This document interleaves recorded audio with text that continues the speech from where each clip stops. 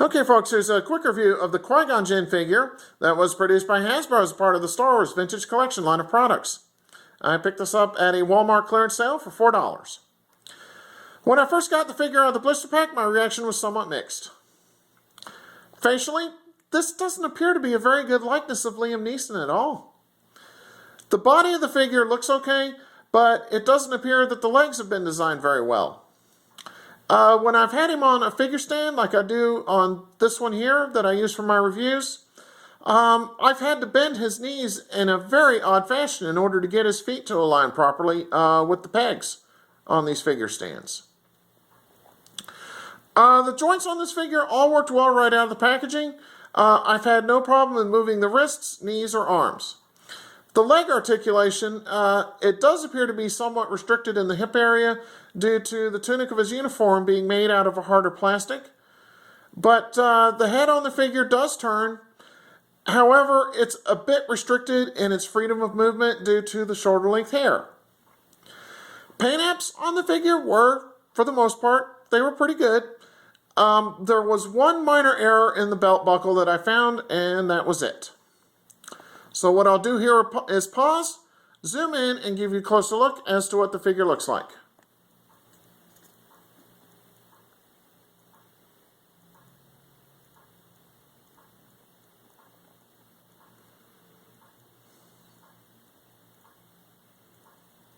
Okay. Alright, Qui-Gon Jinn came with only 2 accessories, so let me pan down real quick and I'll show you what they are. The figure stand that you see him standing on was not included in the package, and you can buy these stands from smalljoes.com.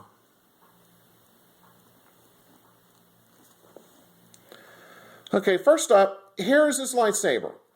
Now, unlike some of the other figures in this line that come with lightsaber weapons, Qui-Gon Jinn didn't come with an unactivated lightsaber.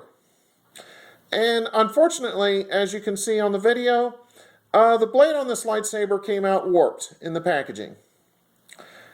However, that being said, I do think that it is a decent likeness of his lightsaber that he used in The Phantom Menace.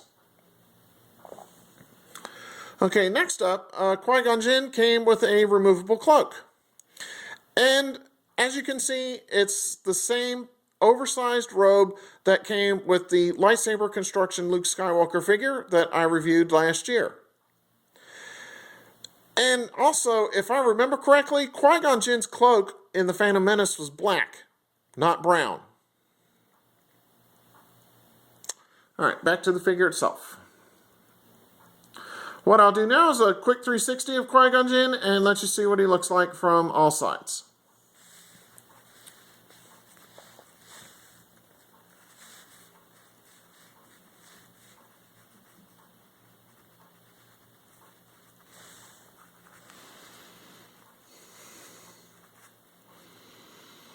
Okay. So overall, I can't say that I'm overly impressed with this figure. I've run into some weaknesses with him, and those weaknesses, I feel, hold this figure back from being a good purchase. I'm certainly glad that I didn't pay full price for him at Walmart, and if what I found on this figure is any indication, it's no wonder that online websites like BigBadToyStore.com have him listed right now at $2.99. So therefore, I have to give this figure a fair, and that's being generous on my part, a fair recommendation. Hopefully, Hasbro will see fit to make a better representation of Qui-Gon Jinn in this scale at some future date. Okay, so on that note, take care and stay tuned for my next review. Have a good one.